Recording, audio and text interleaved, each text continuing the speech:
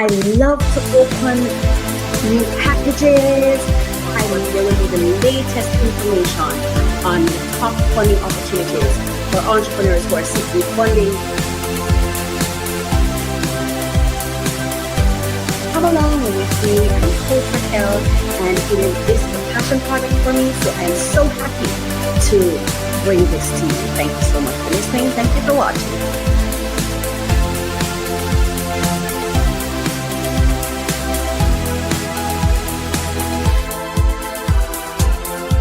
Wow, season 3, episode 36. Don't call me motherfucking trying to talk to me, find out some shit, talk about some gossip. Don't call me with no bad news. You know what I'm saying? If you ain't calling me to uplift me, if you ain't calling me to I'm not 911, I'm not in the mood. Don't call me unless there's some love on the other end of the phone. Matter of fact, I'm working. I don't want nobody to call me. You know what I'm saying? Everybody do them. And all right. Hello. I don't have any of the things I unboxed with me. Normally I would, but I don't today. Anyway, thank you so much for joining me. Thank you for tuning in to Refresh, Relax, Renew. This is episode 36, and we keep going. Yes, I'm Coach Raquel, and I just want to say thank you for watching. Episode 36 has been done. We're going to go watch it now, us together. So let's go. It is my hope that you are having a fantastic, phenomenal day. It is my hope that as you go through this month, what they dub as Black History Month, it is my hope that you will experience a type of self-value that is afresh and anew to you. It is my hope that you experience a kind of self-value that makes you know and never forget that you, my darling, are it. You're amazing, you're wonderful, you're all of it, and then some. You're all the things you're hoping for. All the things. You're wonderfully made. You're beautiful.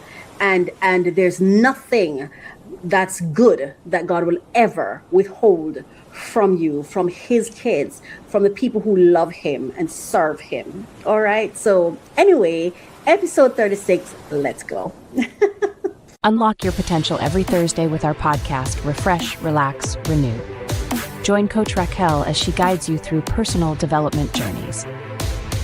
Each episode focuses on actionable steps to enhance your personal journey. The podcast features 3 main segments to keep you engaged. We start with discussions on trending topics relevant to your growth. Then we unbox solutions to common challenges we face daily. Finally, stay updated with fresh funding opportunities each week. Tune in every Thursday for new episodes, and see you there.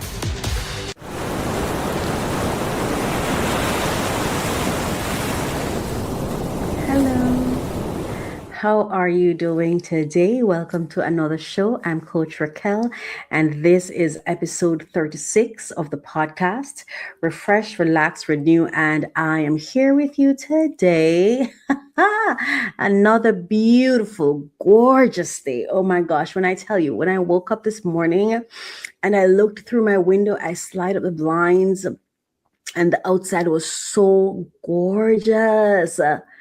It was the sunlight just streamed in. It was just such a refreshing experience, you know, like I could tell it was a new day. It's a new time. It's a new season. It's a new something. It's really, really, really, really a beautiful day, and I really truly just want to bask in it, enjoy it. How are you doing? How's your day going? How is your life unfolding? How are your days, your projects going, your community? What's happening in your life? How is it going? Are you having a good time? It is my hope and my prayer that everything won't be perfect, or you know, whenever I use that word, I have to be like, perfect meaning what? You know, because I feel like the natural flow of things is perfection. Otherwise, it would not be flowing that way. That's just how I feel about it, you know. I feel like my divine is in control. And so this is how it's going, though I may not understand. So anyway, how are you having good days?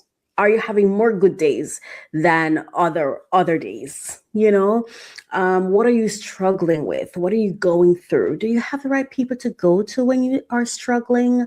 Have you built a network, a community around yourself where you have where to go when you are experiencing tough times, challenging times? Because it's important for us to build a community around ourselves, so we can know who to go to when we're going through challenges, or even when we're having good times. Who do we celebrate things with? Who do you cry to? Whose shoulders do you cry on? Um, woo. You know, I have a lot of angels in my life, some amazingly wonderful angels. And I consider myself very blessed and very lucky that there are people who have no obligations to me, who they will listen to me. They will listen to me cry. I even have people who fight for me. Like, they won't let me just descend into darkness. They'll keep coming, you know, like, hello, I'm here, and let me know I'm here. I'm saying all of this to say it's important in our lives to find those people who show up for us, because life is not meant to be this smooth road, this broad road, or, well, there is a broad road and there's a narrow road. And we have to be cautious which of those roads we're taking on a regular basis. You know, for me, I want the narrow road every single day. I don't care if it disrupts me. I don't care if it makes me miserable. I need a narrow road. I don't want broad road. I don't want anything that's too easy. No, I want what challenges me to show up my best self all the time. That's what I want, right? So we have to build an environment around ourselves where when we're going through trying times, we know who to reach out to. And it's not the same person for everything. It's having different people that would go to. You know, there's sometimes some people who are positive, we don't want to hear them some point in time, and some people who are negative, we don't want to hear them sometimes. And sometimes, I mean, I think everything serves its purpose sometimes, because sometimes you just want someone who goes along with wherever you are, and then other times you want someone to challenge you. So I guess what I'm trying to say in the end is, make sure you are building communities around yourself, support systems around yourself, good, healthy ecosystems that you can then go to when you feel exhausted, when you feel empty, when you feel like you need replenishing. Make sure there are those environments around you that you are funding and investing in, that when it's time for you to turn to that resource, that it's available to you. You know what I mean? I'm really one of those persons who like to zone into myself, and it is something I'm trying to get out of. Like, interact, Raquel, interact. It's okay to connect with the outer world, but I don't know, for me, like, I just feel very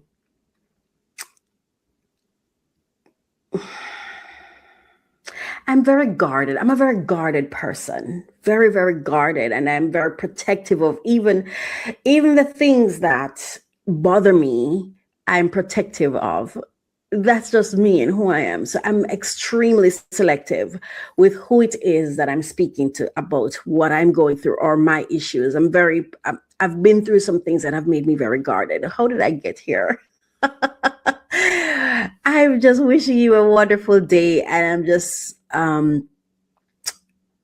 sharing, make sure you try not to build, try not to cocoon yourself into isolation, but to build an ecosystem, an environment, a support system, a resource center or network around yourself that, should you need, you can tap in. That's what I'm saying. So, I think it's important for us to invest. And when I say invest, I'm not just talking money, but money too. Money, time, attention,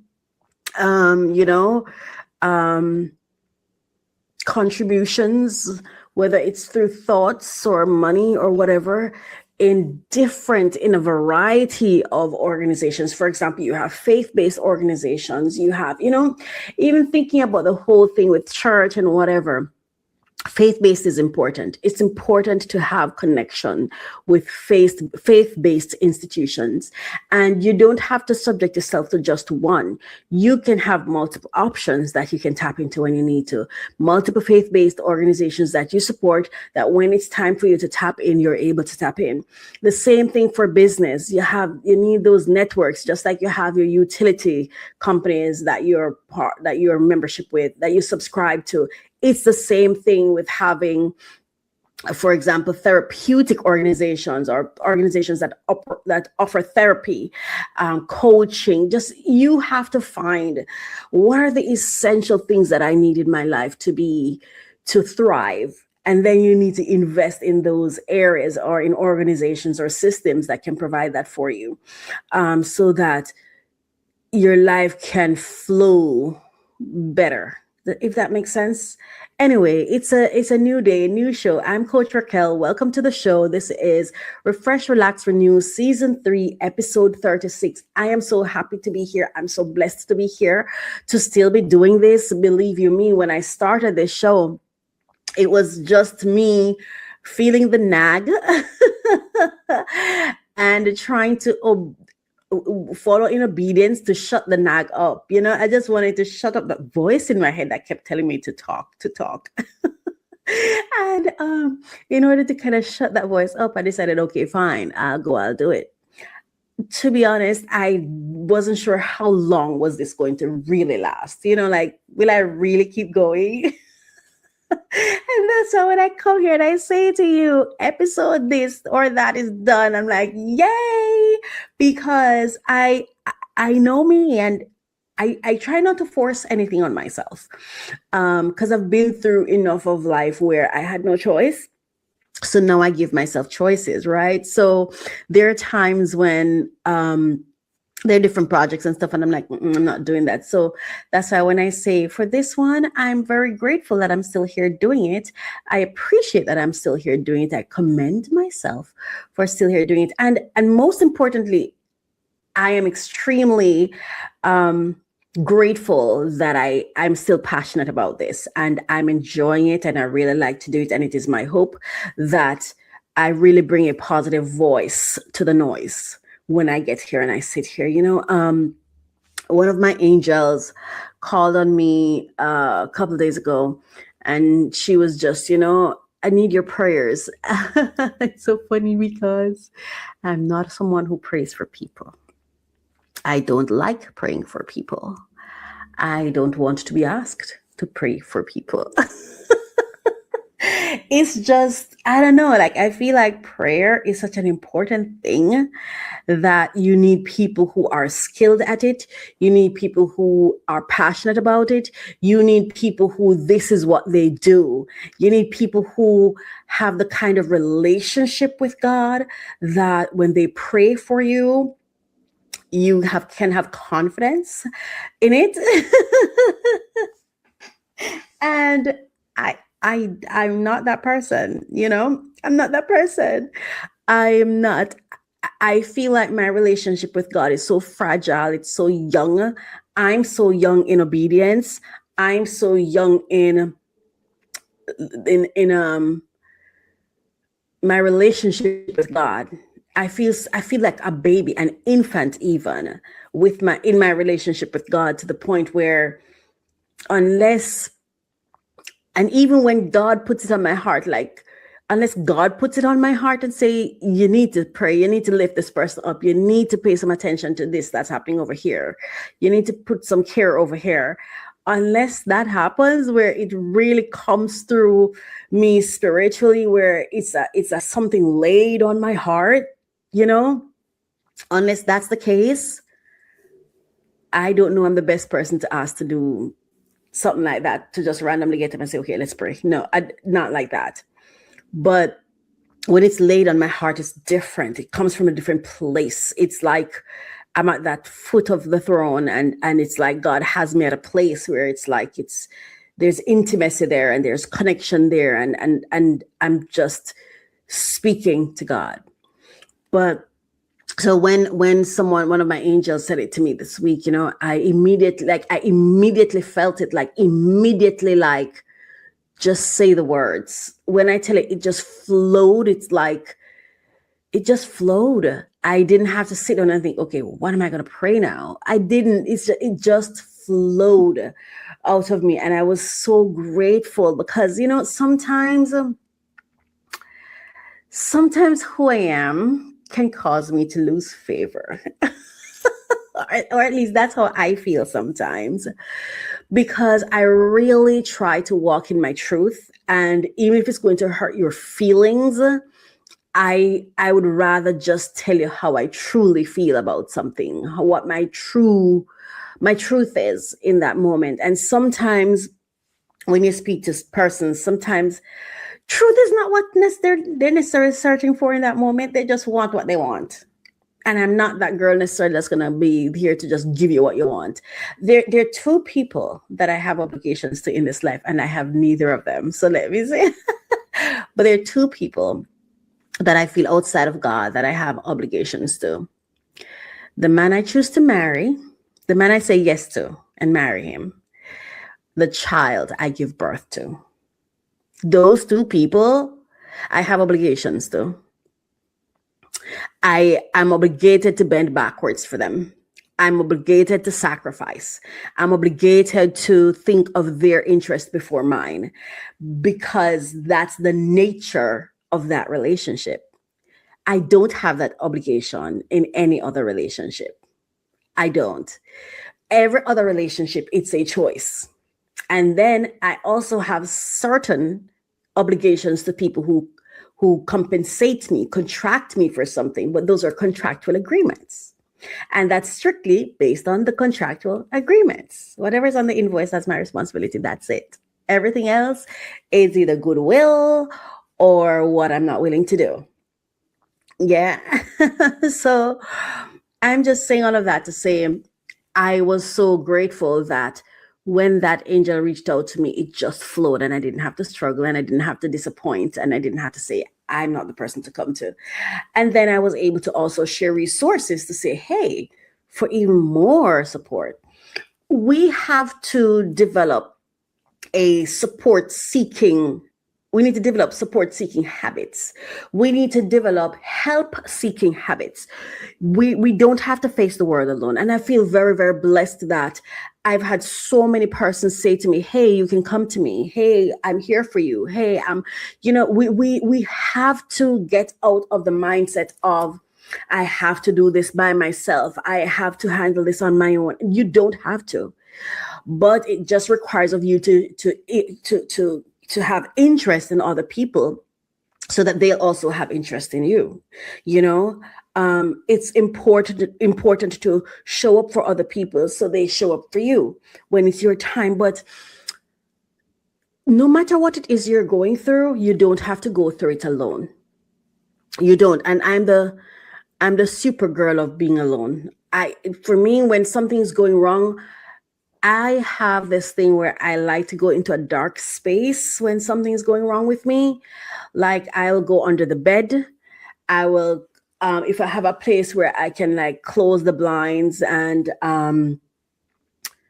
turn off the lights and everything. For example, like, I love where my room is now, where I just pull the blinds down and I turn off all the lights and I'm in darkness. I mean, full on darkness. Okay. And I really like that, because for me, when something's going on, going to a space of darkness just helps me silence the voices in my mind and just be. But after that, you have to be able to identify people who you can go to. You don't have to suffer alone. And also become good at communicating to people what you need. Yes. Become unafraid and unashamed of making your ask.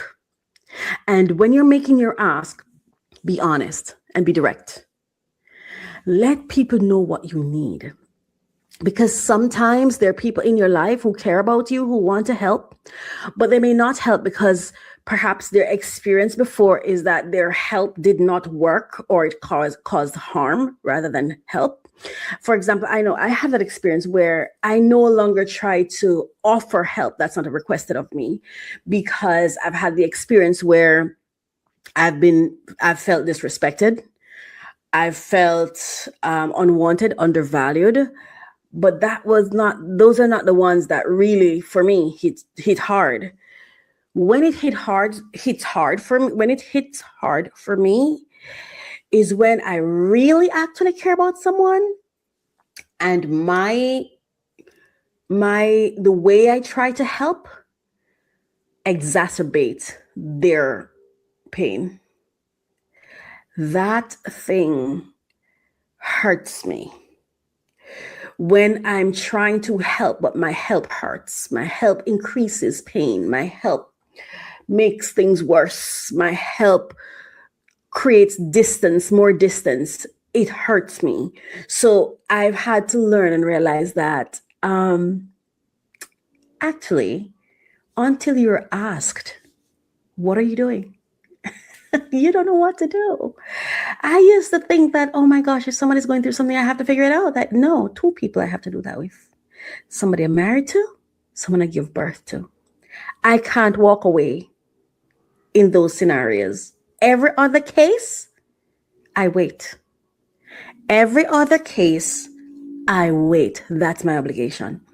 I wait to be asked. They know what they want and they'll know what to ask for. So learn how to make your asks and be unafraid, be unashamed to make it too. And you know, one of the things I had to get comfortable with, hearing no,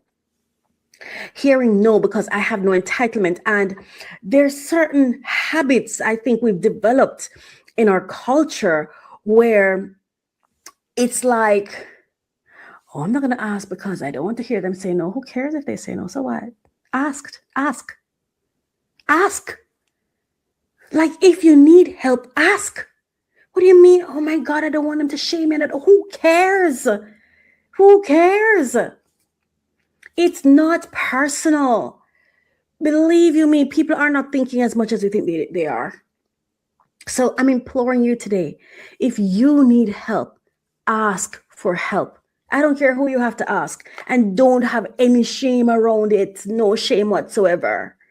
Just make the ask and be open to any answer, and don't let the answer stop you from asking again and again.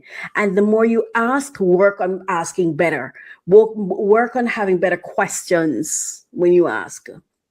And also, when you show up and you ask, one of the ways to also, I think, or I've learned, one of the ways to make the ask feel better, I find, is when I'm not just asking for you to do something for me consistently, but I find ways to trade with the people who show up for me.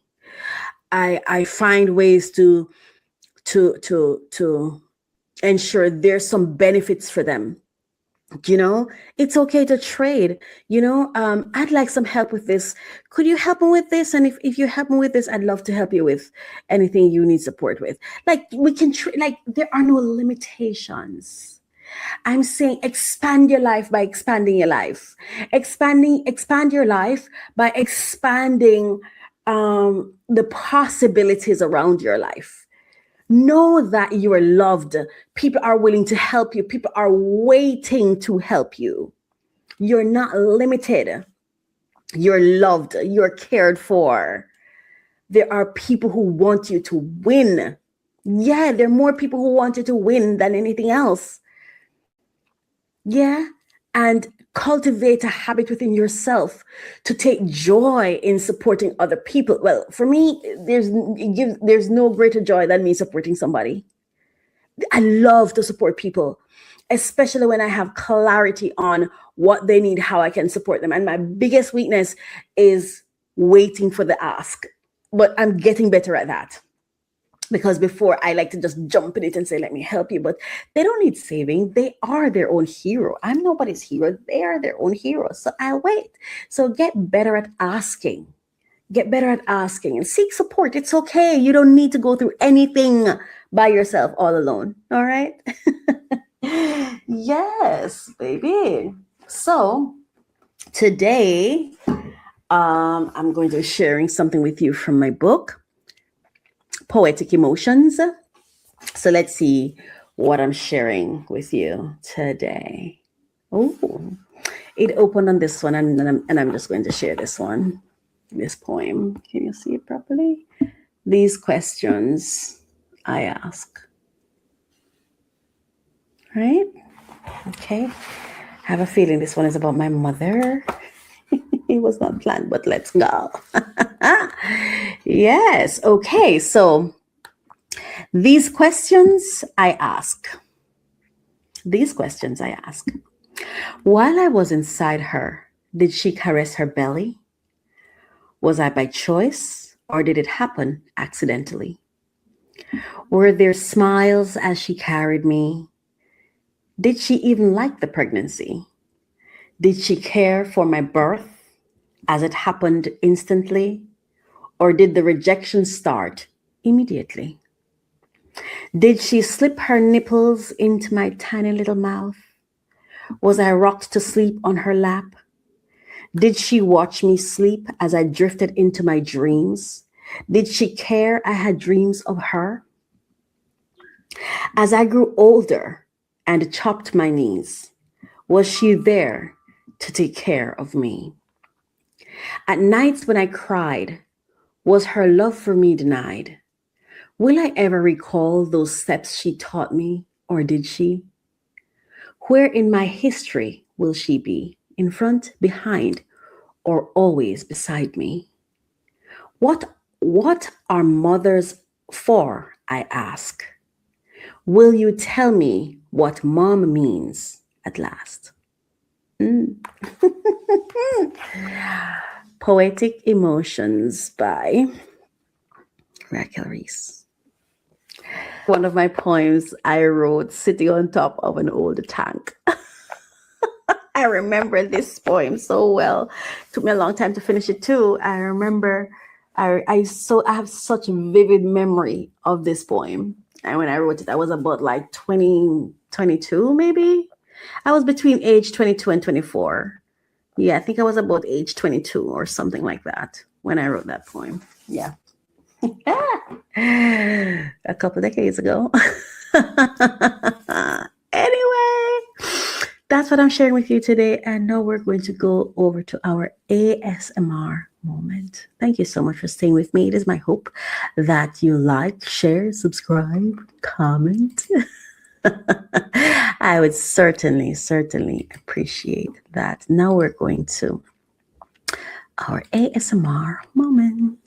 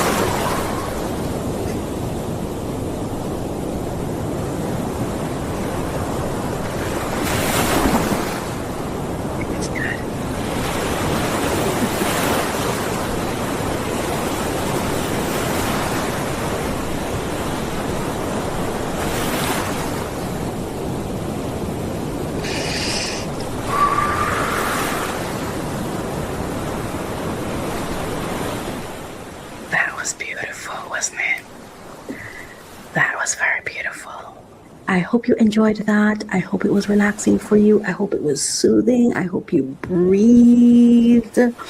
Yeah, I loved it. I enjoyed it. And now let's go to our first segment. All right. Thank you so much for staying with me today. Welcome to Unboxing Solutions, where we unwrap more than packages, we unwrap possibility.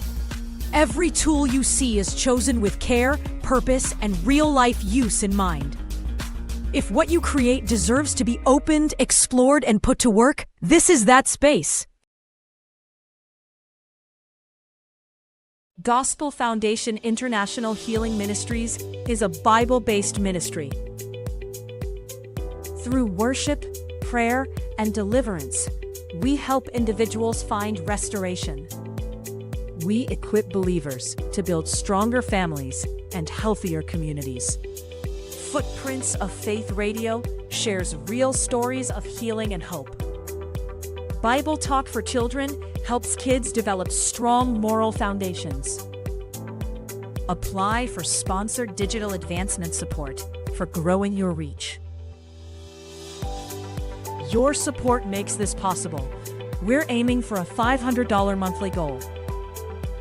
Support, partner, or give today at gfihministries.org/give.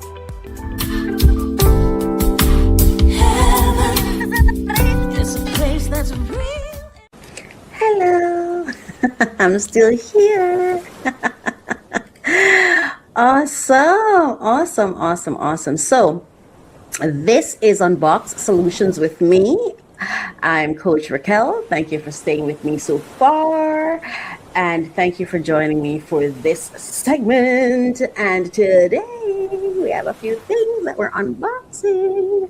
And over here we unbox solutions, things that bring us solutions in our daily lives. We don't just shop to spend. No, we invest. And everything you see me unbox on this show, that's me investing in myself, my lifestyle, my comfort, my self-love, my my flow of life, my joy in life. That's the purpose, right? It's not just because I want to show you something. No, it's about finding solutions, sourcing solutions consistently for myself and for those I serve and for those I care for. Yeah, awesome. So let's get into today's unboxing. All right, I don't want it to be too high. Let's go. Right, and all of these items I got on Amazon. So let's go.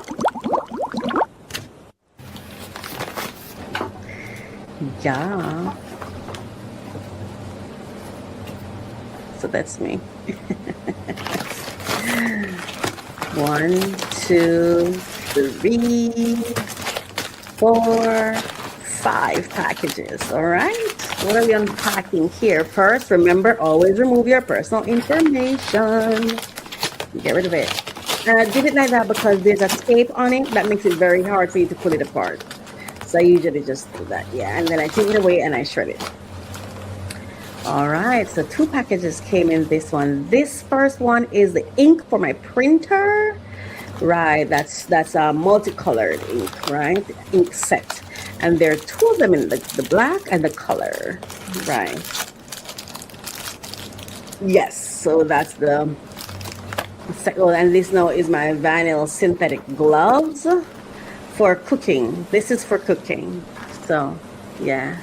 And if you go to my food channel, you'll see me use them there. Now, this one is remove personal information. Again, always do that.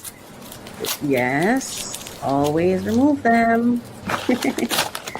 All right. This one looks like the headset I'm wearing. Yes, that's the headset. Here we go. It's very warm. Fits very nicely. I love it. It's very comfortable, very clear. It's noise canceling. I love it. I'm wearing it right now. I love it.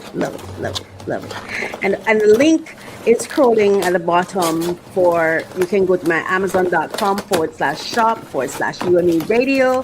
get the link to all the things that I share. I want to share the ones that worked and served as a solution for me. Yes, that's my headset. I'm wearing it right now. Yeah.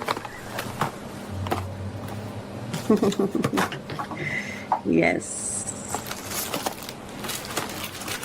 All right. Next package. Next package. What's this one? Let's see. Right. Is that the dress? No, okay, that's a new backdrop that I purchased for a new show that I'm going to be a part of. Oh my gosh, I can't wait to share it with you. It's actually a sales podcast that I'm going to be co-hosting, and this is the new backdrop. So that will be my backdrop for that show. Yes. I really, really like it. It's like it's showing the lights of New York, and as it falls on the ocean. It's really, really pretty, really beautiful, and it's not expensive either. Let's keep going. All right, next package. See, always protect your information, remove your information, your personal information. Right, now this is a dress that I bought. Yeah, really, really nice house dress and some underwear, some undies. Oh no, this is the top. Oh, that's not. The undies are coming in. I did get some knickers. Yeah, so that's the label. And so this is a top that I purchased, and I want this top to be the first thing I wear when I start that show that I just talked to you about. Yeah, so this is a house dress. Very, very comfortable. I haven't worn it yet, but I love the texture. It's very soft. The material is very soft. I like it, very warm. And what I like about this dress is the material anyway, because I haven't worn it yet, but what I love that it's spacey. I intentionally bought it that way. I wanted it roomy, you know what I mean, and airy, but the material is soft but not hot. It's good. I love the material for tropical environment because that's where I live, you know. So yeah. What's next? Let's go to the next package. Let's go. Yes. Now the next one, remove the personal information. Always do that. There we go. Get rid of that. Yeah. Now.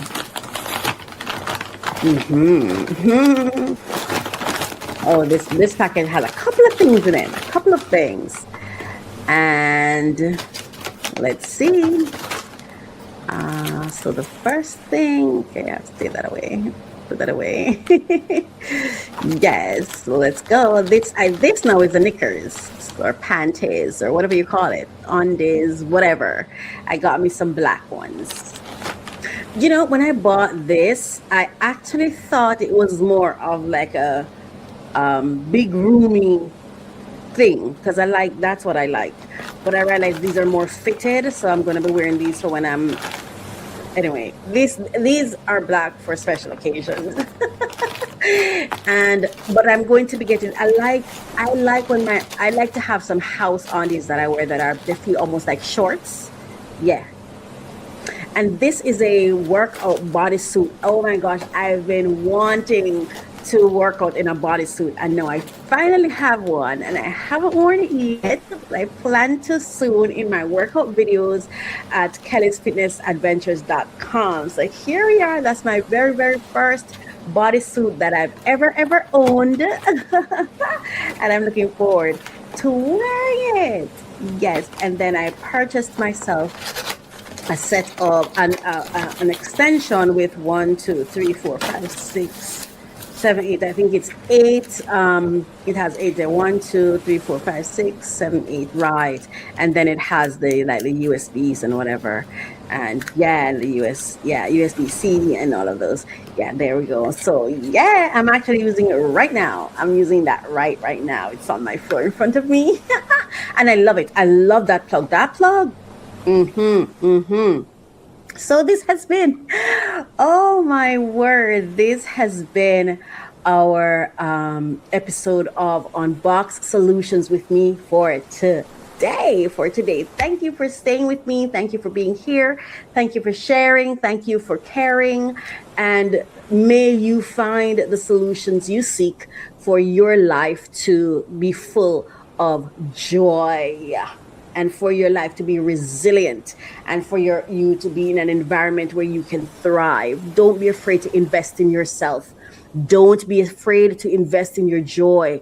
There was a time in my life about over 5 years ago when it was a very tough thing for me to invest in myself. Even buying groceries was a challenge, but I would invest my money, my hard-earned money. It was easy for me to just give it away to people, or if someone needs help, oh my gosh, let me help them, busy trying to. And to be honest with you, I wasn't even trying to be the savior for anybody. It's just that I was treating my trauma. I was trauma-led.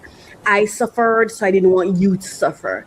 And so that was the mindset I had. And thank God for the people who said no, because their no led me to learning myself better, learning how to steward over my resources better. And now I really understand. God had to take me through a process of, girl, I blessed you for you. Can we talk about that? I had to go through a process where God said, I blessed you for you. I'm telling you, I'll never forget the first time I purchased my treadmill. I purchased my treadmill. It was when I heard the voice of God so loudly. I gave you this money for you, not for anybody else. And it took me some more time to learn and think and realize that when it's for somebody else, God tells me that too. So I don't have to just have this automatic thing where I think, oh, my goodwill is just for somebody else. No, my goodwill begins with me. And then as I overflow, other people will be blessed by being invested and interested in me. Because if you're not invested and interested, chances are you will not benefit from my overflow, right? And vice versa. If I'm not invested and interested in you, I won't benefit from your overflow. So that's what I was talking about earlier when I opened the show, where I was saying, we have to build ecosystems around ourselves, resource centers, an environment that we can thrive in. So my unboxing is a part of that. All of these things I invest in that I share with you is a part of me ensuring that I have what I need, and I'm building an environment and ecosystem around myself where I will thrive. And God had to show me that I had to start with me. So remember to start with you. All right. Thank you so much for watching. Thank you for being here. Thank you for commenting, and thank you for sharing. Let's now go to our next segment. This is Free Money Wednesdays, where funding meets vision. Access becomes strategy, the fastest way to get attention. Apply for funding that lets them see your brand in motion. If you're building something worth backing, visibility starts here. Strong organizations are built on more than strategy, they're built on people. At Human Impact Development Consulting, we help organizations strengthen leadership and support staff well-being. We put clear people systems in place that actually work. From HR advisory and policy development to leadership support, we cover it all. Our approach is practical, ethical, and people-centered. If ready for clarity, confidence, and sustainable impact, visit sandrinedunkley.com. Human Impact Development Consulting, where people systems meet performance.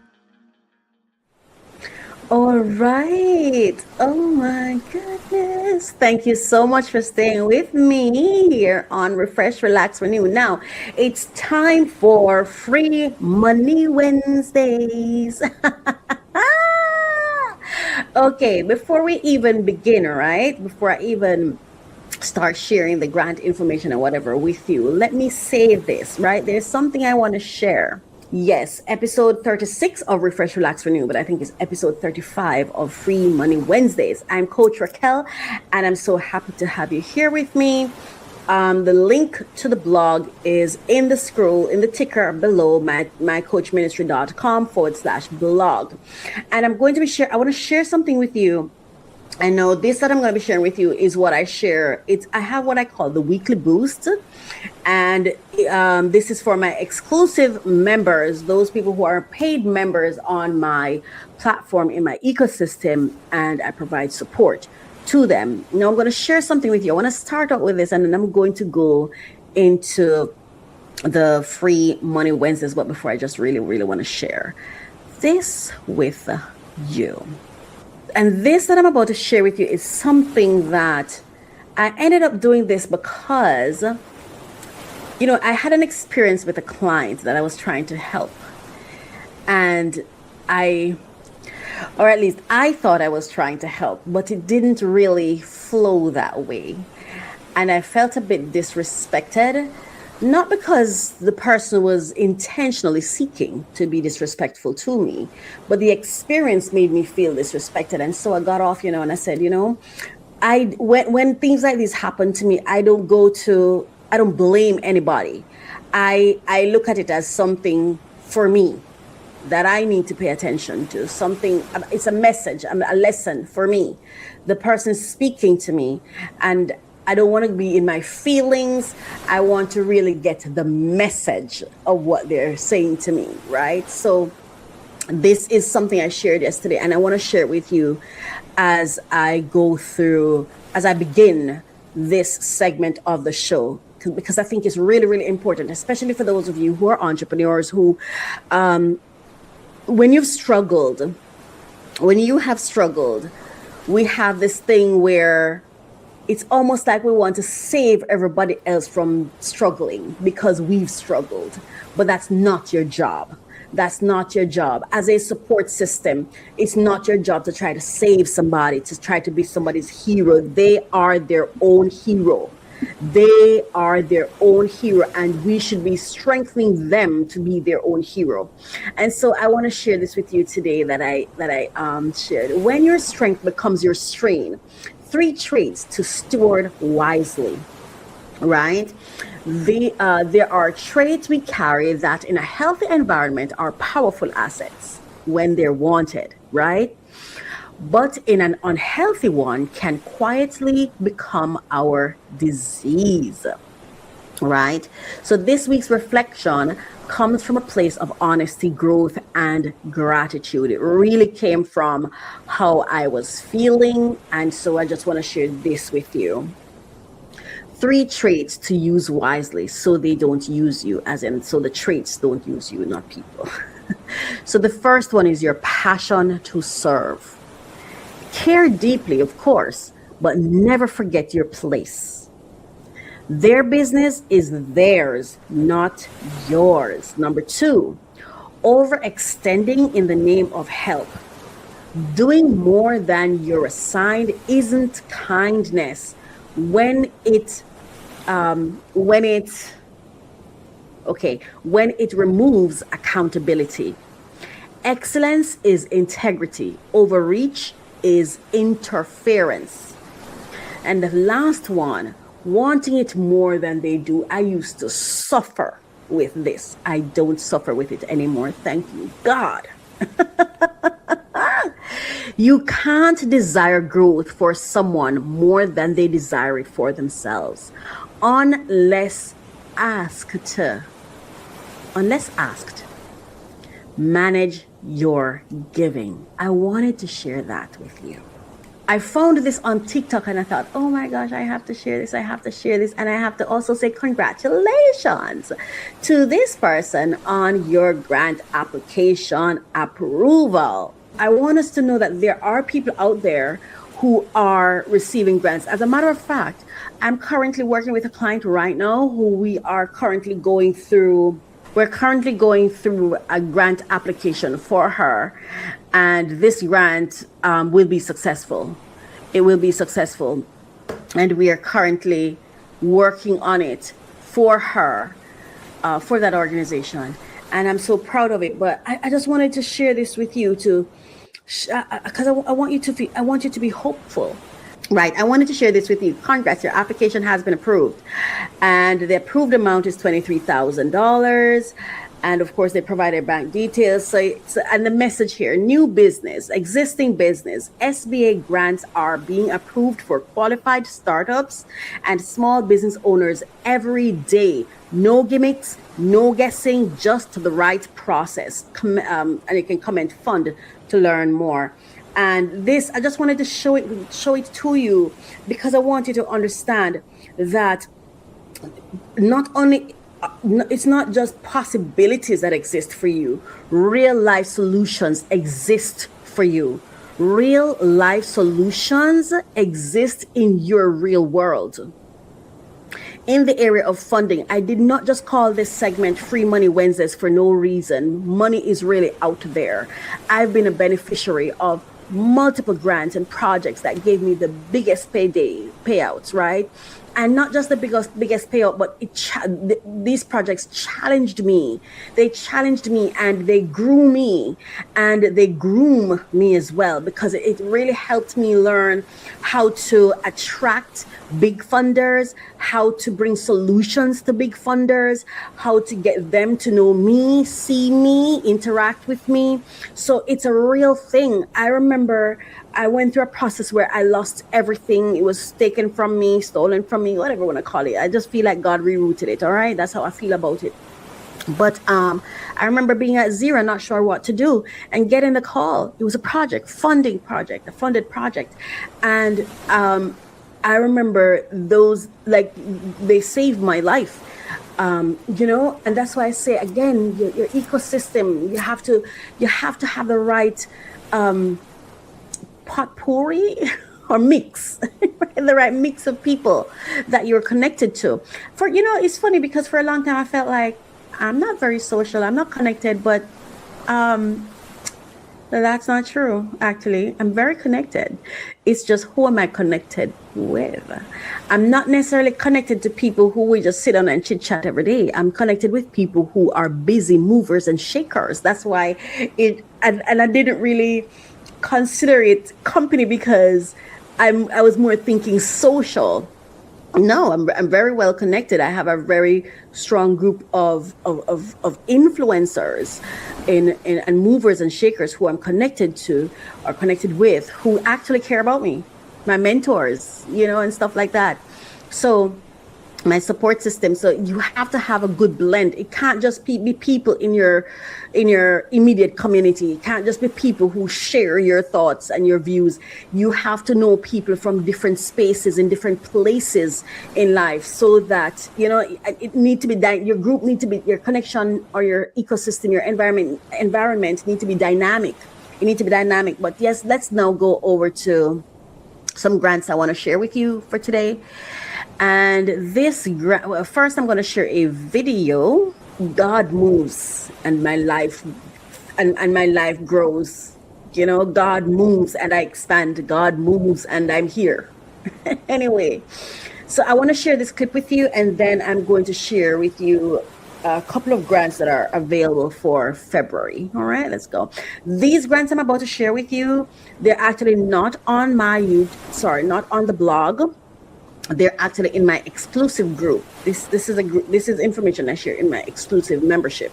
But I wanted to just share it with you today so you know they're available. You don't have to pay for the information because I'm sharing it with you right here. And they don't pay for the information once you're part of the membership that you paid for, and it's not expensive, like $9 for the month.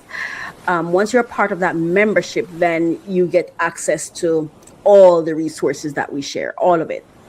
So I'm just letting you know that this particular one I'm sharing, you will not find it on the blog. But if you're one of my members, then you'll have access to the resource center that we're building every day. So here we go. Let's play this one first, and then I'll share it with you. So also knowing versus applying the critical gap, right? You do have to actually sit down, strategize. So maybe at the first of the month, you look through the grant list and look at the grants that you want to apply for. Then you establish a timeline. When are these grants due and when am I going to submit them? Then you actually set aside time to actually write the grant. Maybe take a day, right? Like I'm going to take a day to do it, or I'm going to take a week to do it. But set aside 30 minutes a day or 20 minutes a day to work on the grant. You have to strategize and organize. Make sure you review. Get somebody else to review. So if Tonda writes a grant, ask Keisha to review the grant for you, right? Like basically, Tasha might say, I wrote this grant, but you're not going to really check yourself. And I told you, AI, even though it's great, it's not always perfect. So Tasha might say, I wrote this grant. Tonda, can you review it to make sure it makes sense to you? Always triple check yourself to make sure that grant is tight, because you might miss something simple that can cost you the grant. That can be a critical gap. Absolutely. Wow. Absolutely. I have her details running in the ticker. Dr. Ebony Gray, Ebony A. Gray, and you can find her on YouTube. Dr. Ebony Gray, and her company. Oh man. All right. Next week, I'm going to give you information. You see, it's not because I'm sloppy why I don't have it. It's because it's for my exclusive members, and that's where it is. Where I have it is for my exclusive members. That's why I don't have it with me. I just want to share these grants with you. It's difficult for me to read it from, oh, I can.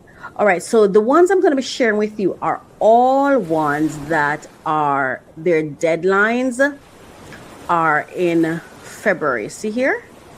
All February 2026. All February 2026. Of course, I have it for the full year, but for today, I'm sharing just the ones that it's February, so I share the ones in February. Again, if you're a member if you join my membership, the Calm Collective, this is information you have access to all the time. I give you all the updates.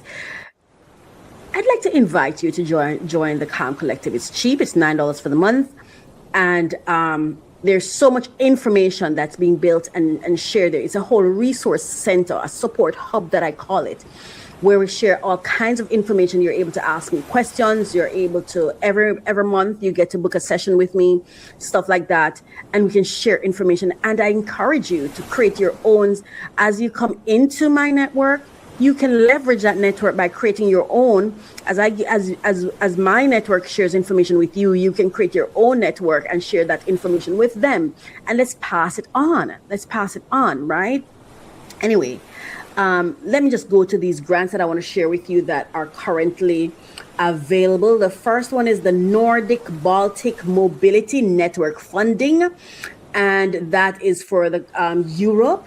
And then we have, I'm just going to tell you the grants that are available because, and you can see on the screen some of the things because it's difficult for me to share everything with you. I want you to see the deadline. All right. So I'm just going to share the name of the grants, but as you look at the screen, you can see like the deadlines and things like that. All right. So let's just go. Let's go. I'll share the grant and the region. Right. All right. So it's Nordic Baltic Mobility Network funding. That's Nordic and Baltic countries. Legacy Disposal Site Abatement Grant Program for California statewide. Cyber ASAP Year 10 Phase 1 National UK. And then we have Creative Heights for Oregon statewide. Connect Fund Round 2 Northern Ireland /UK. Partner agreement with California, CESU, Pacific Coast, Mariana Archipelago, and that's Australia. And then you have, I don't know if it's archipelago or archipelago, lago, anyway, whatever. my apologies. Community development grants, that's for Chicago.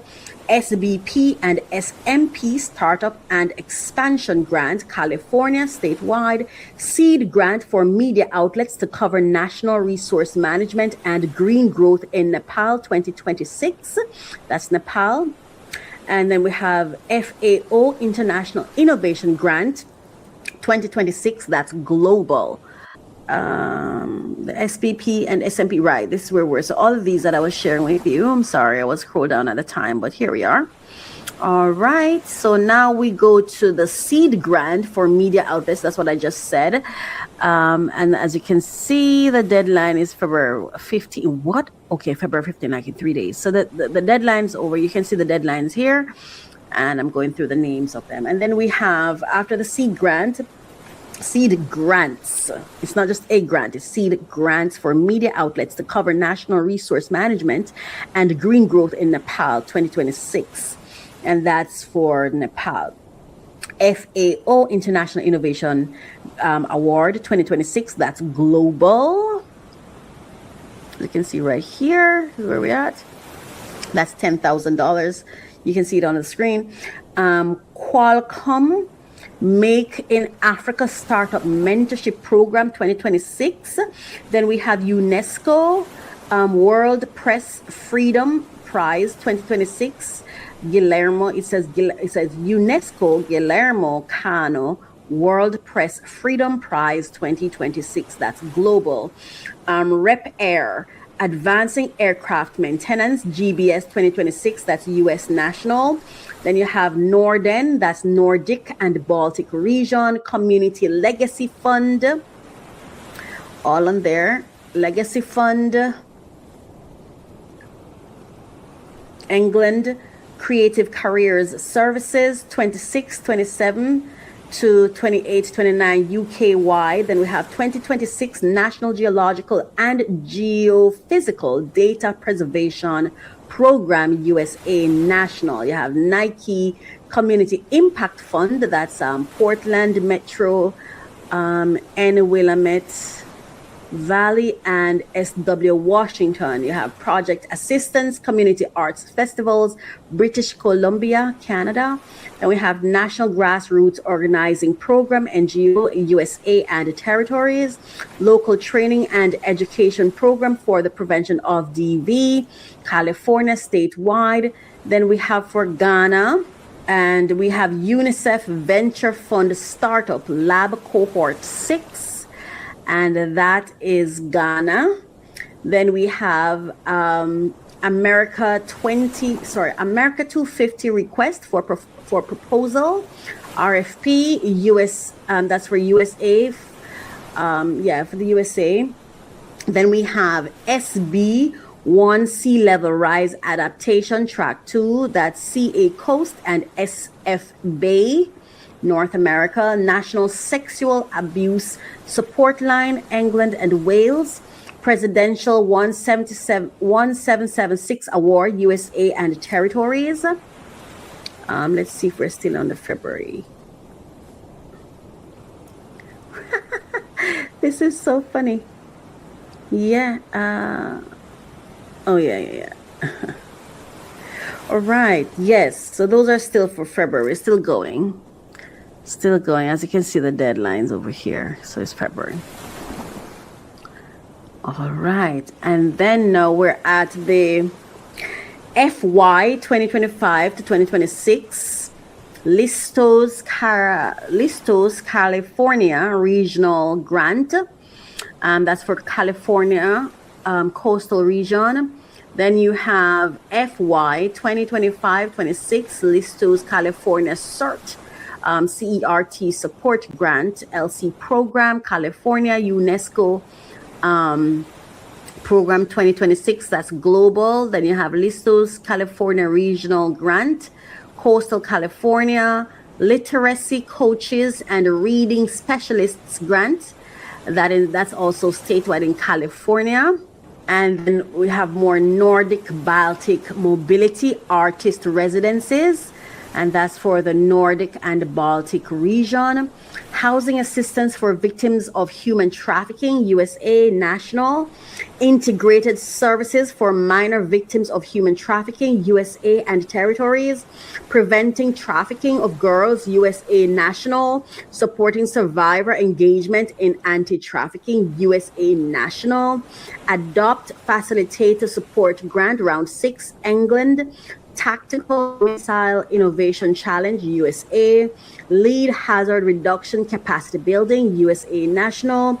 Helping Justice Involved Re-Enter Employment 2.0, that's California statewide. And we keep going, All right, so we're almost done. We have what, 2 more to go? 3 more to go, and we're done for February. Right. So we spoke about the helping justice, right? And then we have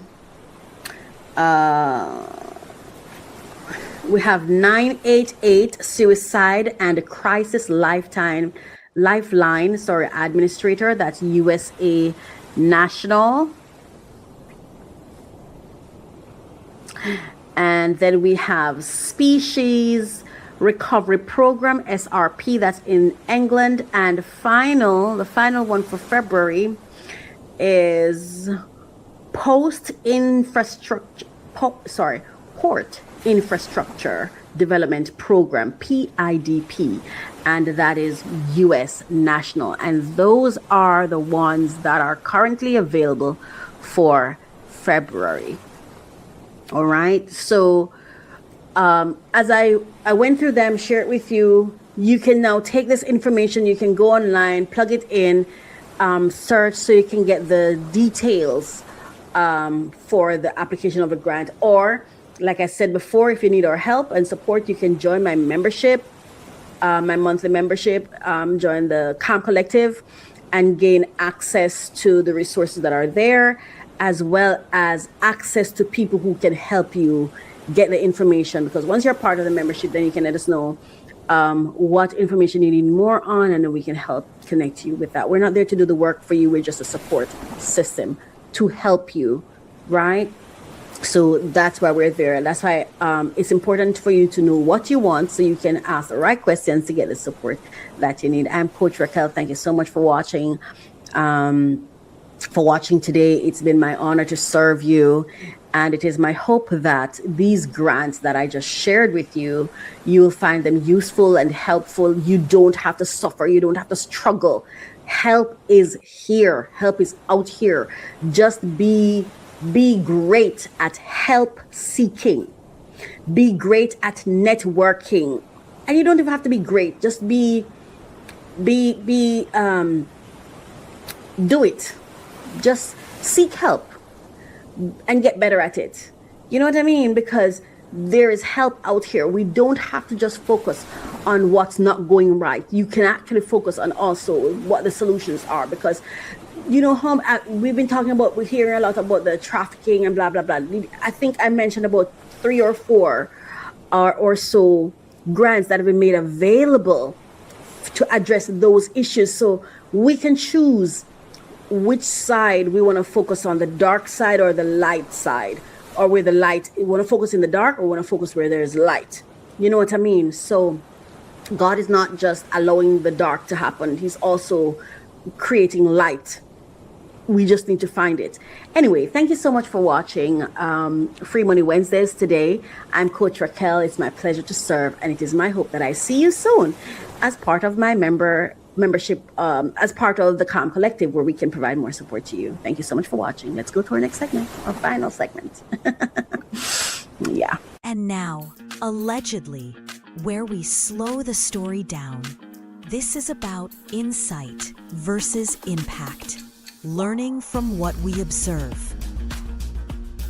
Instead of paying the price ourselves, their experiences become our education. So growth doesn't have to come with damage. Women and Men of Excellence Outreach Ministries is a global church without walls. We're serving communities through live services, prayer intervention, and outreach that changes lives. Support our $500 monthly giving drive at WAMOE.org/give. Shop with purpose at faithmerchandise.com, featuring Dr. Faith's Miracle Lemonade. Book Dr. Faith for therapy, speaking, or ministry at drfaithreborn.com. Grow through professional connection and vocational training at theexcelproject.com. Subscribe to our monthly newsletter and follow us on socials at WAMO Ministries. Become a great motivator. Help us empower minds for success in the kingdom of God.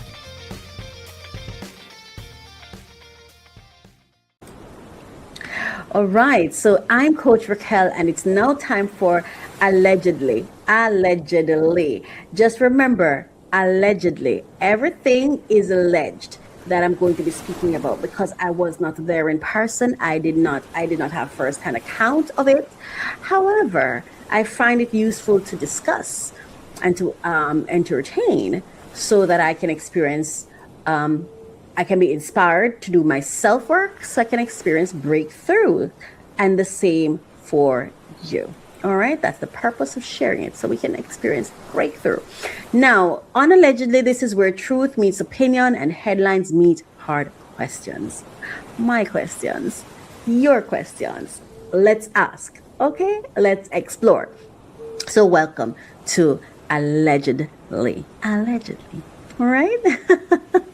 Now let's go through our copyright disclaimer for today, and our copyright disclaimer under section 107 of the Copyright Act 1976. Allowance is made for fair use for purposes such as criticism, comment, news reporting, teaching, scholarship, and research. Fair use is a use permitted by copyright statute that might otherwise be infringing. We are not trying to infringe on anybody's rights or their information or their thoughts, their ideas, their IP, whatever.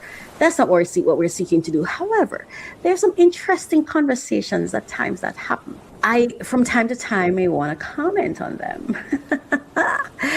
And today specifically, there are some clips that I saw on TikTok that I really, really would like to react to or comment on and share my thoughts on it, right? So that's what we're going to do now. That is what we are going to do now.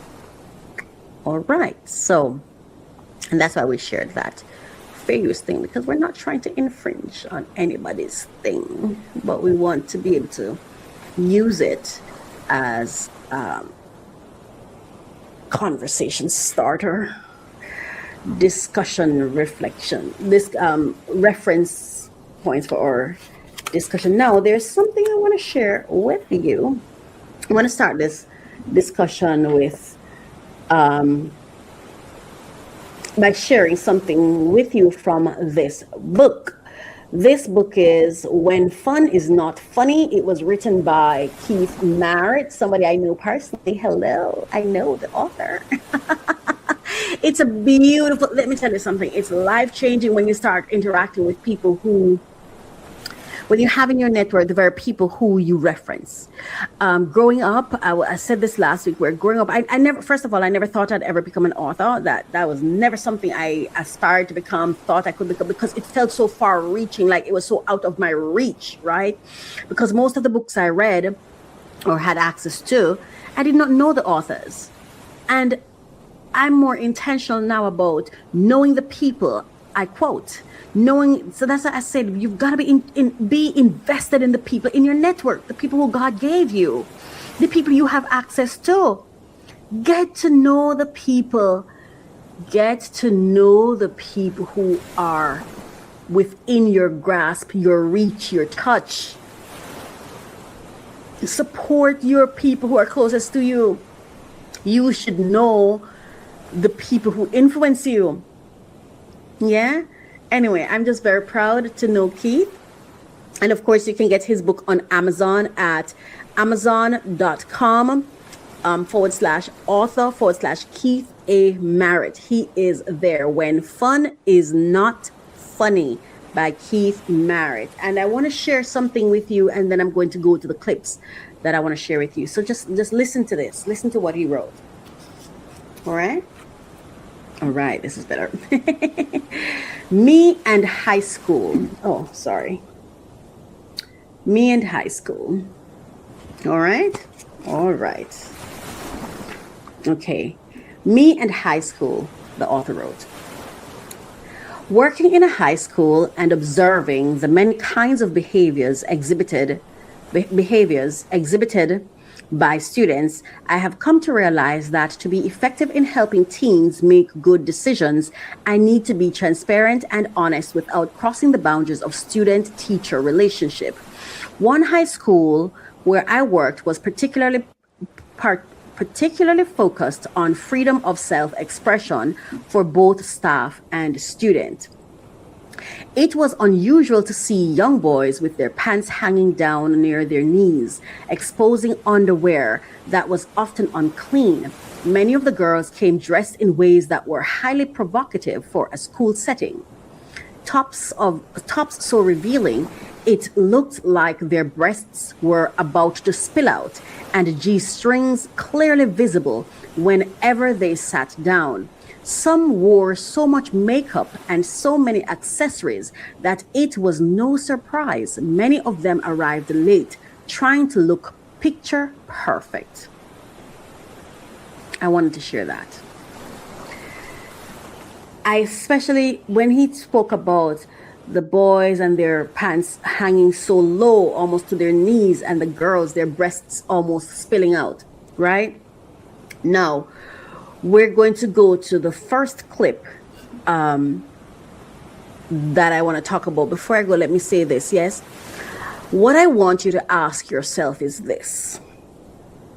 Why in a world that is so critical of us, when the IRS don't play about their taxes, when the businessman don't play about you paying him his money, when the traffic cops and the ICE agents they don't play about immigration, when in a world where when we don't play about something, we're so strict with it, we can even be draconian, if I may say so myself, that's in my opinion about it. But when it comes to our kids, it's okay for them to take the club scene to the school ground. Does it make you wonder why? Why would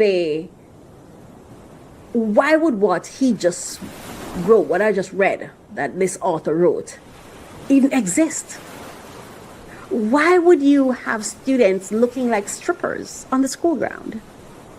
What kind of, these are young people, adolescents, right? In between child and adulthood, still figuring their way out. Isn't this when the experts say their sexuality, the confusion, the heightened of their sexual desires, their curiosity, isn't this the time when that's happening?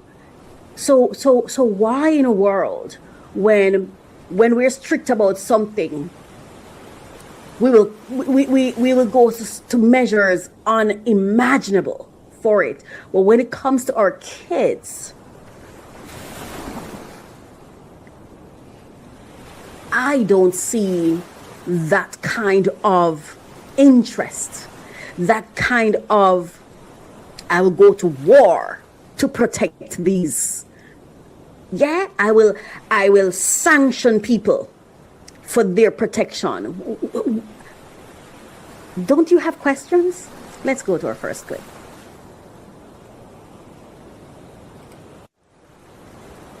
The reason why they want to get kids so young is they know if they get kids young, and like one of the kind of more, shows you how they think about this, quotes from the docs was, the young ones are the good ones, is that you get someone young and that becomes their social network for life. Each individual platform is scared that if they don't get, the next set of 10-year-olds, the next set of 12-year-olds, the next set of 14-year-olds, that someone else will get them. If it's not Instagram, it'll be TikTok. If it's not TikTok, it'll be Discord. And that when we look forward in 10 years, that community will age as that is their social platform. Think about millennials. Like, they make fun of millennials of, they're on Facebook, right?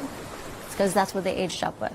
And that's why companies go after these younger users. How do they intentionally target children as young as 10? Well, it's things like when you have a queue that has 3.5 million accounts that are under 13, that someone has already told you are under 13, and you choose not to review them, that's a great example of saying we're gonna keep these kids on there as long as possible. You give them a chance to age out into actually being okay users. It's things like, one of the things the documents discuss is Facebook had conversations around, should we turn off notifications during the school day? Because kids reported it makes them anxious, distracts them from school, makes them less productive. One of the reasons they chose not to was they said penetration in schools, like the more kids we can get in a single school community, the more usage we get. Like it's a network effect. They intentionally don't want to avoid these places because if the more kids they can get in any individual school community, the more usage and stickiness they'll get over time. And that's from, well, you see it, 60 Minutes clip. Now, sometimes, to be honest with you, I ask myself, why do people have children? Why? And oftentimes when I hear of people who have children, it's more I hear, I want to have a child. I want to have a child. I wanted to have 6 children.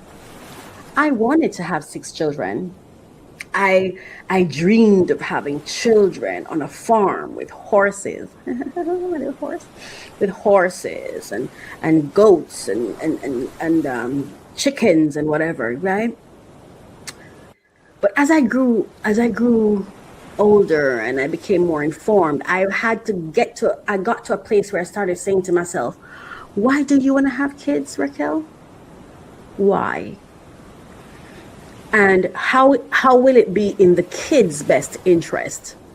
Really take a look at your world. Is this a world you really want to bring someone into when they never had a choice, that they don't have a choice? You just decide you want to have kids, you want to be a mother, you want to be in charge of somebody. We really have to think about it. What is driving my desire to have a child? Is it that I want someone to become a sycophant over? Is it because I want someone to make me feel like I'm needed? Is it because I need to feel like I have control over somebody? Is it because I feel like I want to be important and I want to be important to someone? What is the need that's driving it? Because if we're not having kids in the interest of populating Earth in God's honor, and having kids who serve God, and having kids who God approved, and within environments that God designed, and for the purpose of kingdom building, then what's the reason that we're having kids? Now, as I listened to her, you see, everybody is hustling. I always say this, everyone is hustling. I mean, everyone is hustling. You're hustling, I'm hustling, we're all hustling. And that's why it's so important to be intentional about the environment you're building around yourself, so you can network with hustlers who align with your hustle, who align with your divine purpose. And you have to make sure your hustle is connected to the divine. And a lot of us don't do that, because to do that requires a lot of self-work, and it requires learning God, learning self, then learning God. It requires obedience, and it also requires sacrifice. It requires commitment and accountability, really doing the work, really truly doing the work. And a lot of us are looking for other people to do the work for us. We want to say we have this, we own this, but the responsibility to build it, to do it, to actually do the real work is on somebody else. We want to delegate. That's not leadership. Delegation is a part of leadership, but that is not the entirety of what leadership is about. So when we talk about having kids, the reason I don't have kids is not because I can't have kids. It's because when I really sit down and think about it, is it fair? Do I want to bring someone in this world based on my experience, based on what I've been through, and based on what I'm going through? Do I have the infrastructure within which to raise healthy, safe children and provide them with environments that are safe? Because the world is not designed to protect your kids. The world is not designed to facilitate the best interest of your children. What I heard the author describe in this book was not much different from what I heard that woman on 60 Minutes say.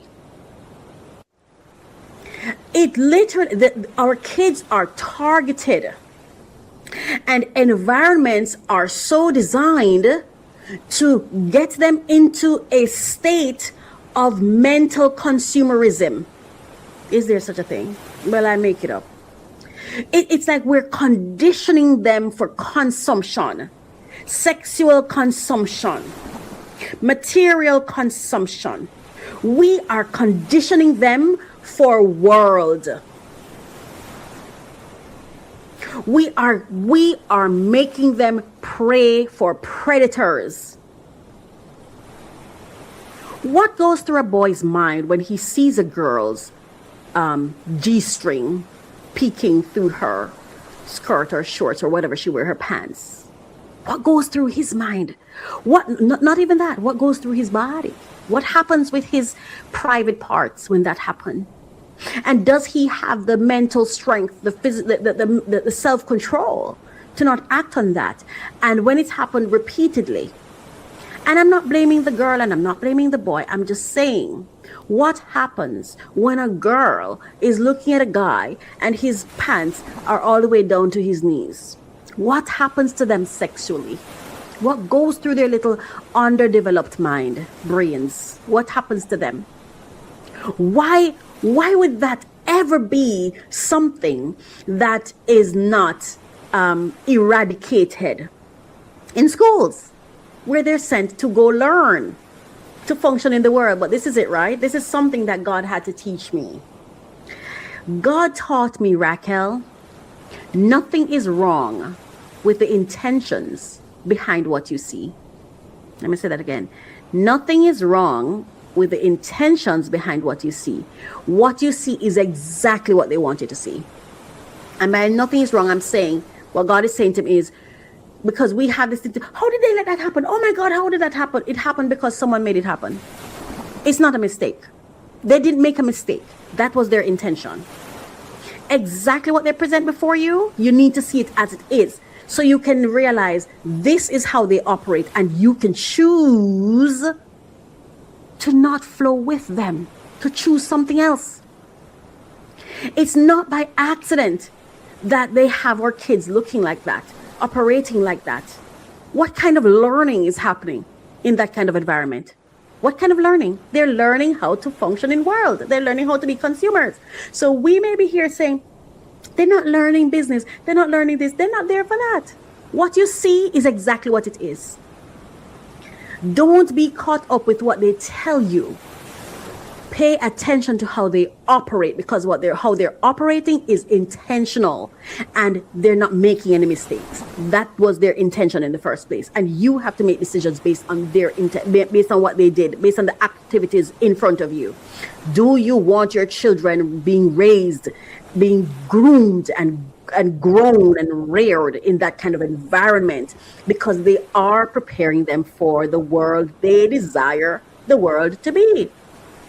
Did I say that right?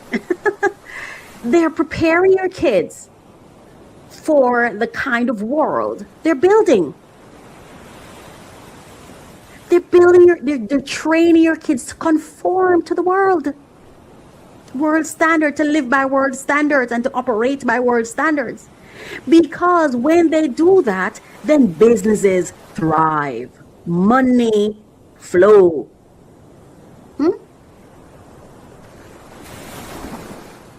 And then we talk about STIs in the schools.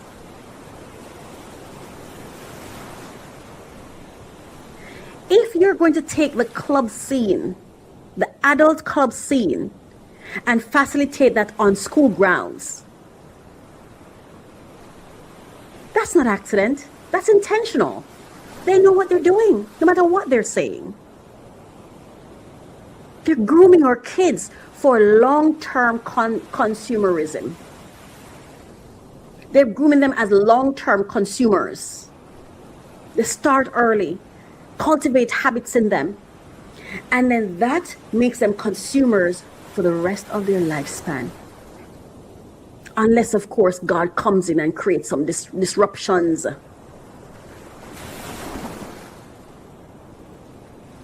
I think it's Dr. Umar Johnson who's always talking about the school to prison pipeline. It's not just school to prison pipeline. You have the school ground to the club pipeline. It's like when you think about it, it's almost like grooming them to be trafficked. It's almost like grooming them to be lusted after.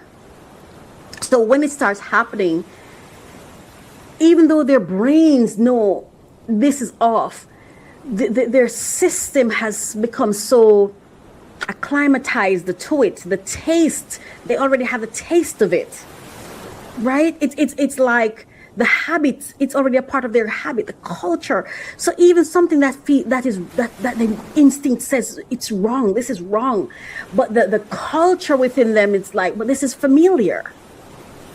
I don't know. I don't have kids. What do I know? I guess all I'm trying to ask is, can we not see? And when we see, what do we do? Because complaining about it isn't it. It's choices. It's decision making. Let's continue, because let's continue. Jeffrey Epstein did not invent a dark new crime. He stepped into a very old role. Man, when I heard this clip and what this lady said, when I told it, it went straight into my brain and just locked in, like, yeah, yes. You know, I was having a conversation with someone I respect, like I have mad respect for this man. He's a man of God. He is just the greatest leader I've ever met in life, in real life, you know. That's how I see him anyway. And I remember we were talking once, and we were talking about lust, you know, and he was saying, you know,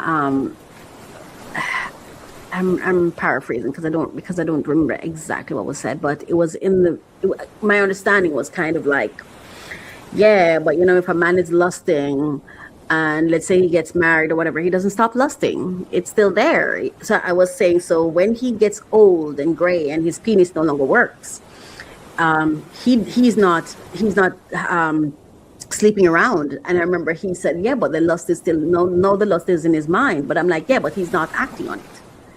So having it in your mind doesn't mean you have to act on it, whether your penis work or doesn't work. I just think the message is a message of acceptance of a state of being that creates a level of acceptance that later on we want to criticize them for, you know. And I'm not saying that, and you could also look at it the flip side and say, oh well, since it's out in the open and they see penises and g-strings, maybe it will become so they'll have sensory adaptation, so they'll so adapt to it that when they see it out there, then they won't be so tempted. But what's the process from innocence to adaptation? What happens between that timeline? Because before something becomes habit, it has to be practiced, right, and experienced, right? That's all I'm saying. And then we get to stages now where we have the quote unquote Epsteins of the world, and we want to hang the whole thing around his neck and say he's this or he's that or he's this or he's that.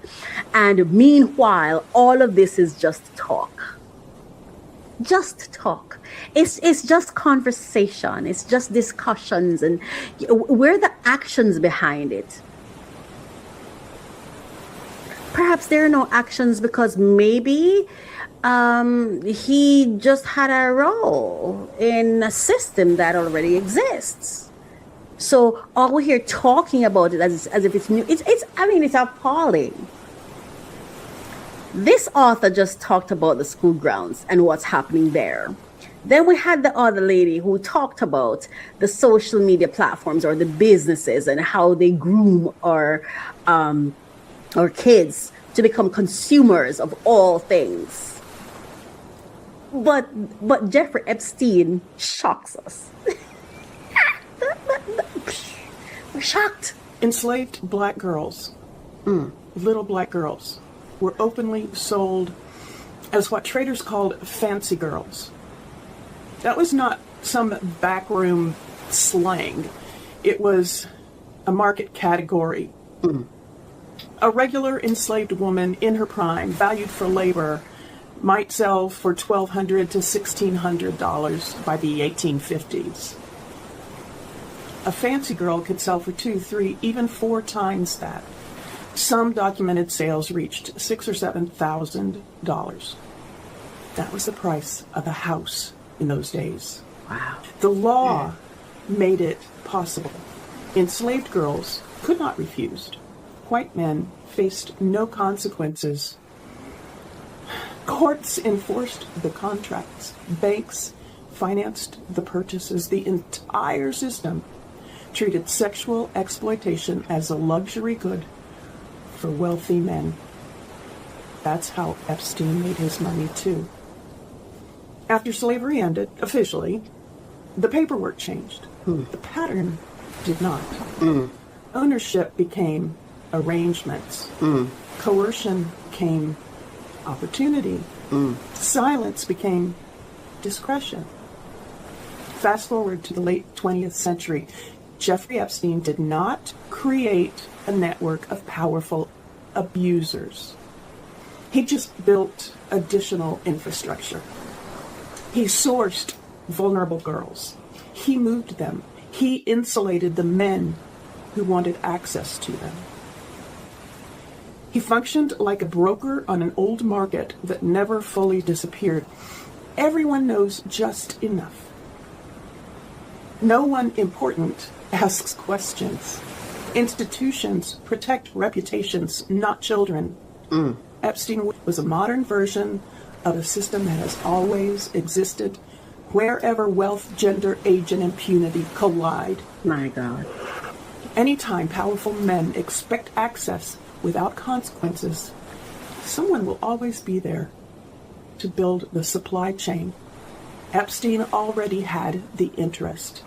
He already had access to rich men. He had a creepy charm about him that those rich men recognized. That it's just part of the system of America. It's American history. And it continues down that same dark path. And it's time for people to start talking about it. Get curious. And it's not just America. You see, if we're honest, really, truly honest, you see, the way people sometimes get at you with this Bible thing. Oh, the Bible this and the Bible that, and you've got to do this according to the Bible, and Jesus said, and you have to love God. And if kingdom warriors are only people who fight to defend the Bible and fight to defend a certain belief and fight to the death to honor the God they've never met, then that's why we are where we are. So we shouldn't blame anybody because we're all contributors to where we are. You know, there are two things I live by that the same Bible said. And I'm going to say it my way based on my memory. The two commandments that are most important. Love God and serve no other God but God. Then love your neighbor as you love yourself. Now, if you have not mastered those two, don't talk to me about Bible. Don't talk to me about Bible. Sometimes when I hear men of God talk about what they're going to lose in a marriage, or when gold diggers this and gold diggers that, and which God are you serving again? Sorry. Because if you're providers, then why are you worrying about losing? Provide. Aren't you the one who should be left empty? Because you're the provider? You're the hunter? You're the gatherer? Aren't you supposed to be the one that makes sure nobody is hungry in life? Isn't it for you to sacrifice yourself? Leader? Provider? So what are you talking about losing? Furthermore, if you are a great leader, then you know how to choose. And when you choose, you'll know how to manage what you've chosen or who you've chosen. Someone who I adore and I respect said to me, men are looking for love. Then why am I not married? Because I'm a lover. And I have loved. I have loved with my whole heart and soul. And I'm single. Men are not looking for love. But we talk about the school grounds, right? We are all Epsteins. We're all Diddies. We're all culpable and we're all responsible. All of us. And we keep bringing children into it. And then behave as though we have these sanctimonious behaviors like I am holy. It's like we're not here to talk about Charlie Kirk. Oh my God. Charlie Kirk was Jesus Christ. He was holier than God.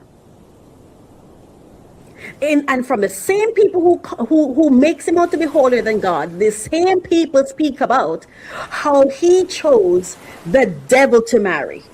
And he chose the devils to serve in his company. So he chose to surround himself with devils, but he's a God. He is a modicum of perfection. He is perfection. Pure and holy.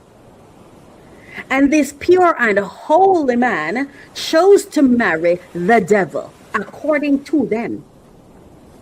But he has no devil in him. How did he attract the devil? Oh, he did not. The devil found him.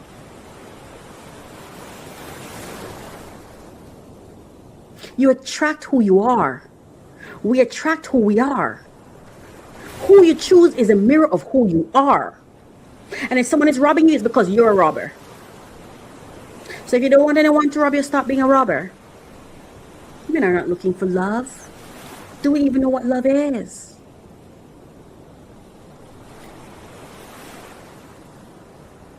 A lot of you men know that when you go and be with somebody else, you know somebody else's heart is bleeding. The real person who really loves you, you know their heart is bleeding because you know they exist.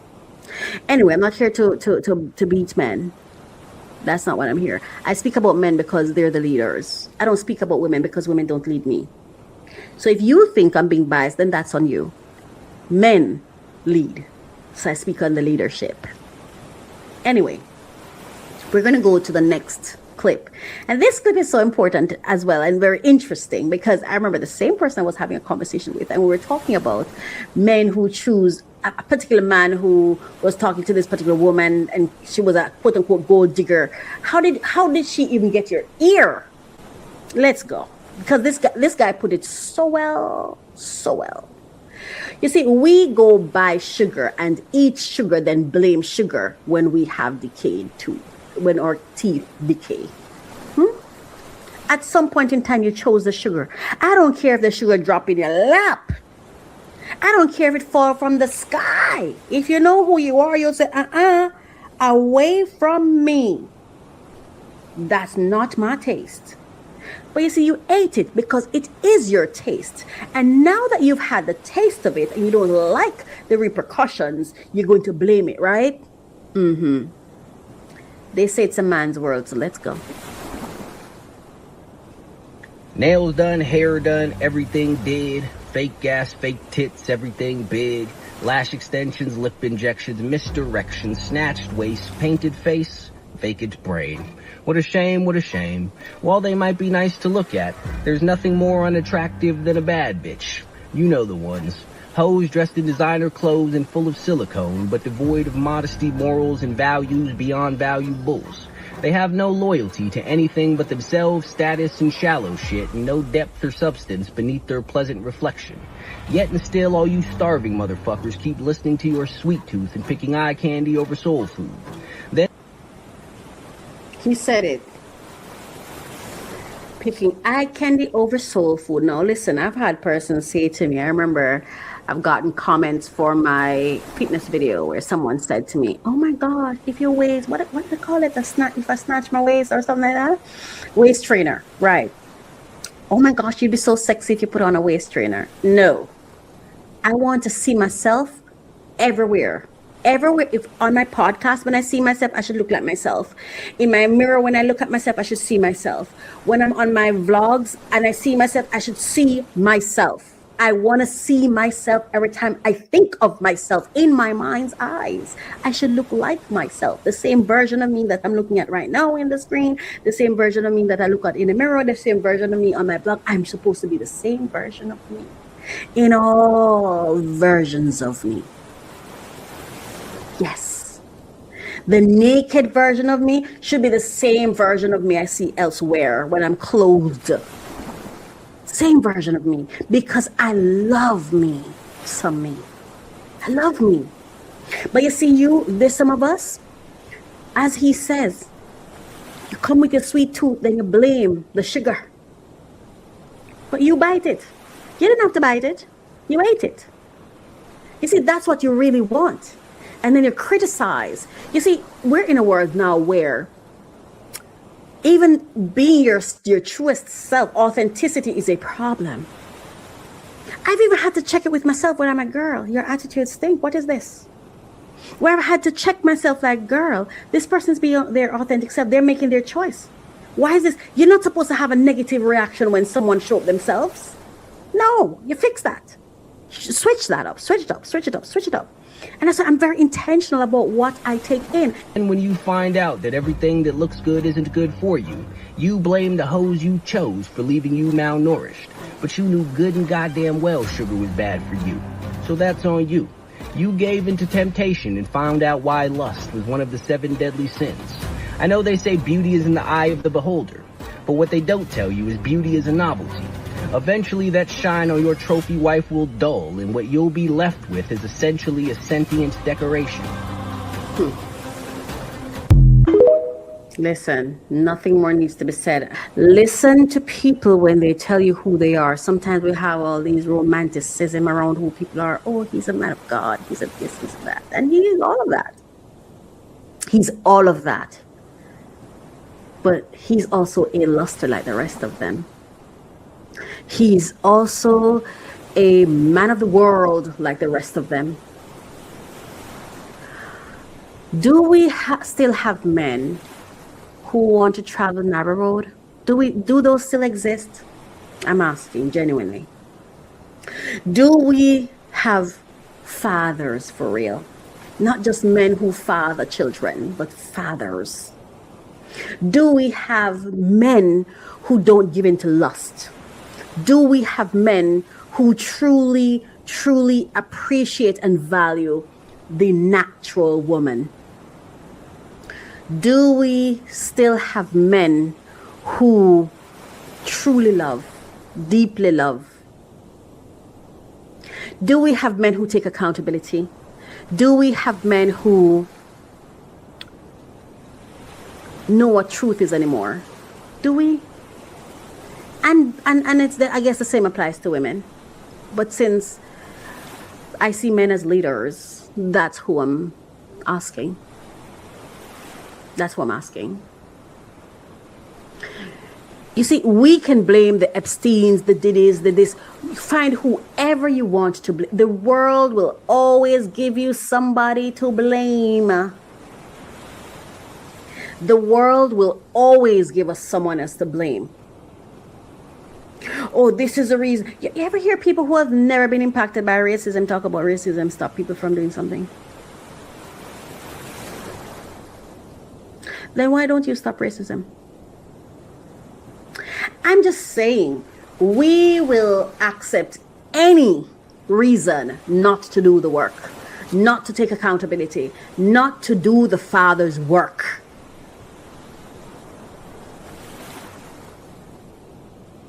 But we cannot show somebody else's hand to God. We can't. Because at the end of the day, we're all going to have to answer for ourselves. I'm guilty. I'm a coward. I'm a coward. Yeah. And that's something I have to live with. All I'm trying to say is the world has become what we've all allowed it to become. We're all participants. We're all participants. This has been Allegedly. It is my hope that something in all of this has stirred something in you to go do some self-work.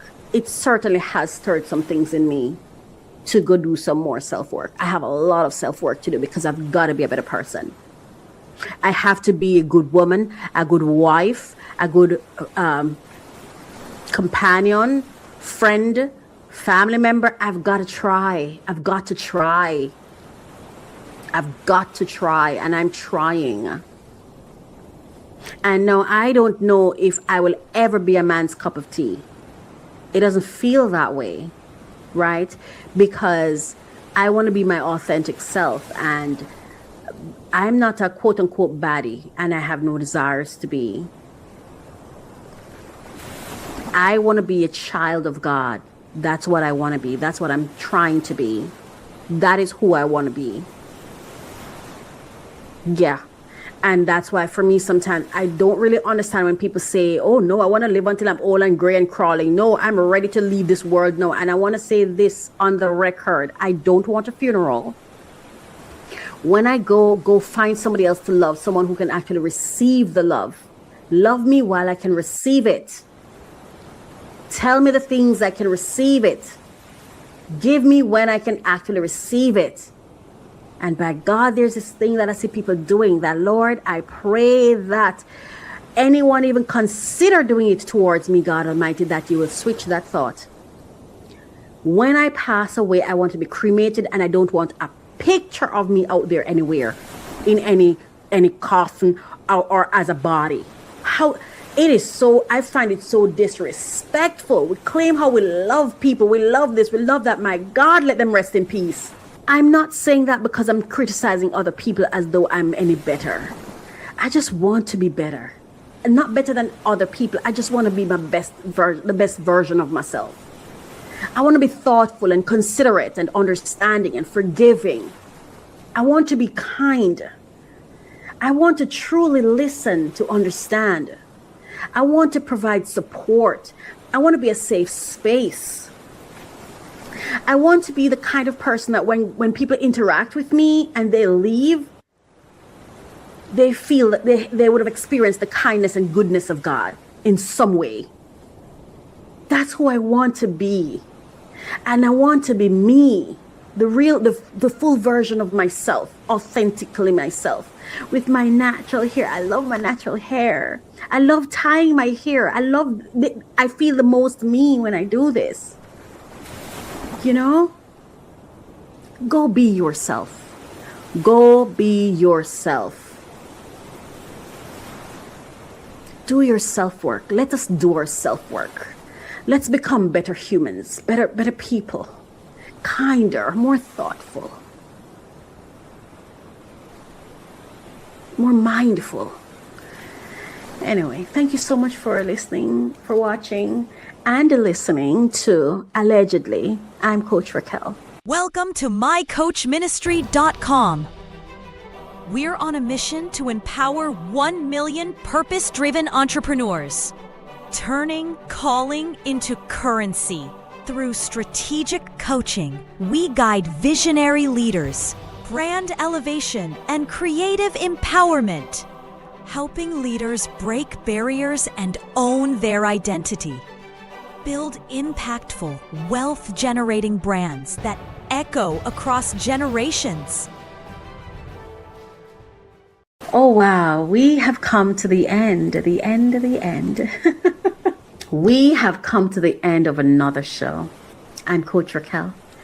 It's a little horsey over there. He's my inspiration and my companion. And every time I love horses, and I pray that someday I'll own a horse and live on a ranch. That's my truest desire. Anyway, we've come to the end of the show, and I just want to say thank you. Thank you for watching. Thank you for supporting me. Thank you for finding any value in whatever I do. I want to say thanks to my clients, thanks to my networks, thanks to my support system, thanks to the people who are kind to me. thank you so much, because I feel like I receive a lot of goodness. I receive a lot of mercy. Oh my God, I get so much grace. And I just want to say thank you. I get so much understanding, so much forgiveness. My God, I feel like a wealthy woman because there are so many blessings that's poured into me. I get a lot of forgiveness. Oh my gosh, I've gotten a lot of forgiveness and pardon by the people who sometimes I'm the harshest with, I'm the cruelest to, I'm the most not nice to. I get it wrong, I say it wrong, I do it wrong, even despite my best efforts or intention. But they forgive me. They give me kindness. They give me grace and mercy. And I just want to say thank you so much. Thank you for your grace and your mercy and your kindness and your thought and your forgiveness. Thank you so much. Thank you to my siblings.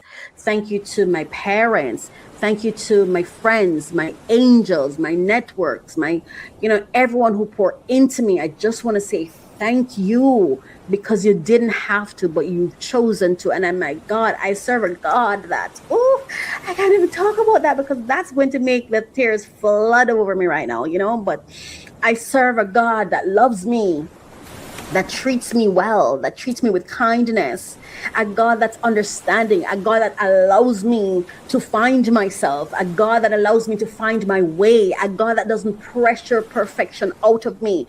He's not, a God that allows me to be his child, to be the child, curious, self-working, mess up sometimes. I serve a God that loves me, that shows up for me.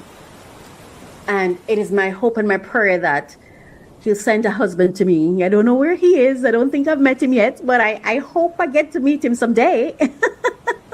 But I'm telling you, like, as I go, I just want to say this. You are amazingly wonderful. You were not designed to be the spoils of the earth. So let's not act as though we are the spoils of the earth. We're not. We're the diamonds, we're the pearls, we are the humans. We're the people of God. So let's not lose ourselves. It's not necessarily easy, but it's not hard either. Just I don't know, our kids deserve a world where they can thrive, and all these STIs and trafficking and they're so vulnerable. Are we doing our best? If we're doing our best, then great. That's all that's expected of us. But are we doing our best? Can we really, really say we're doing our best? And with that, I'm just going to say thank you for watching.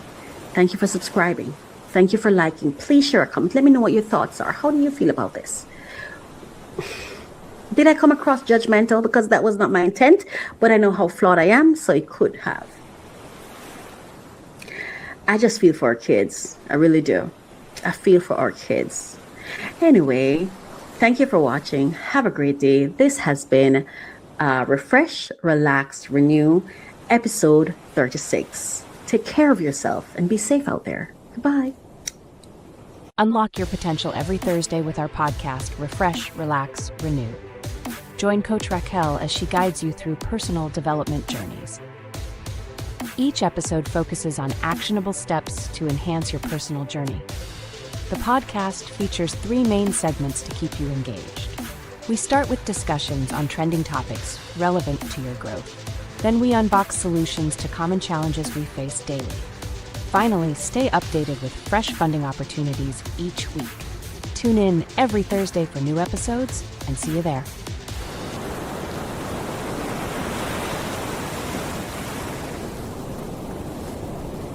I love to open new packages. I will give you the latest information on the top funding opportunities for entrepreneurs who are seeking funding along with me. I'm Coach Raquel, and it is a passion project for me, so I'm so happy to bring this to you. Thank you so much for listening. Thank you for watching.